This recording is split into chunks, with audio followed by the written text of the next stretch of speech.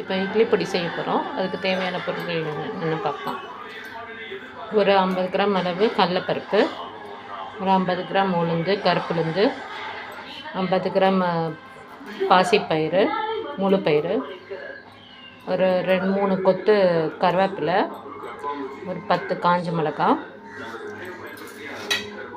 துவரம் பருப்பு ஒரு 50 கிராமு, கொஞ்சம் கட்டி பெருங்காயம். இது எல்லாத்தையும் நல்லா வறுத்துட்டு ஒரு ஸ்பூன் ஆயில் போட்டு நல்லா வறுத்துட்டு அப்படியே அரைக்க போகிறோம்.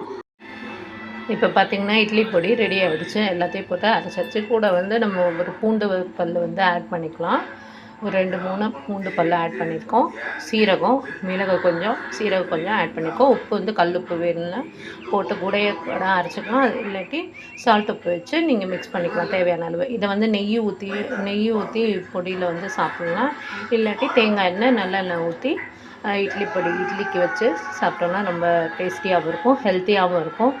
இந்த கருப்புளுந்து போடுறதுனால இந்த எலும்புங்களுக்கெல்லாம் ரொம்ப நல்லாவே இருக்கும்.